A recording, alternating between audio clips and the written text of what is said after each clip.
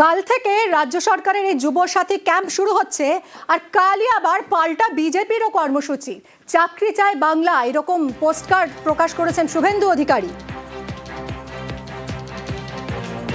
রাজ্যের যুব সাথী প্রকল্পকে কটাক্ষ করে চাকরি চাই বাংলা পোস্টকার্ড প্রকাশ বিরোধী দলনেতার। এবারের অন্তর্বর্তী বাজেটকে তিনি নির্বাচনী একটি লিফলেটে পরিণত করেছেন। আগামীকাল থেকে একটি বড় নাটকের জন্য বাংলা অপেক্ষা করে আছে। এই ফর্ম বিতরণের কাজ কাল থেকে শুরু হচ্ছে।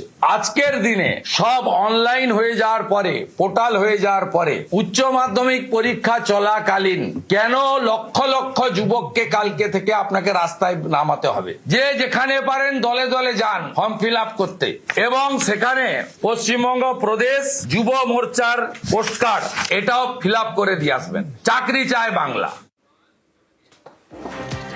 চাকরি দিতে ব্যর্থ বিজেপির কেন্দ্রীয় সরকার। ভোটের আগে যুব সাথীকে ভয় পেয়েছে বিজেপি, পাল্টা কটাক্ষ অরূপ চক্রবর্তীর।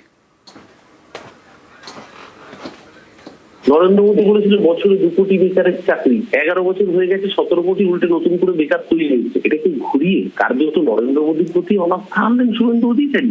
আমেরিকা, ইউরোপের মতো দেশগুলোতে পর্যন্ত যারা চাকরি পায় না তাদেরকে একটা ভাতা দেওয়া হয়, কেন্দ্র সরকার পারেনি। কেন্দ্র সরকার উল্টে নতুন করে বেকার তৈরি করেছে, তাদের পাশে তো দাঁড়ায়নি, উল্টে তাদের পেটে লাথি মেরেছে। বরং রাজ্য সরকার যারা চাকরি পায়নি তাদের পাশে দাঁড়ানোর জন্য যুবসাথী, আসলে যুবসাথীকে ভয় পাচ্ছে শুভেন্দু অধিকারী। লক্ষ্মীর ভান্ডারে যেরকম মায়েরা দল বেঁধে মমতা ব্যানার্জি এসে দাঁড়িয়েছে, যুবসাথীর পরে বাংলার যুবরা, ছাত্ররা, সাধারণ ঘরের মেয়েরা, তারা দল বেঁধে মমতা ব্যানার্জির পাশে হাতকে শক্তিশালী করবে আতঙ্কিত শুভেন্দু অধিকারী।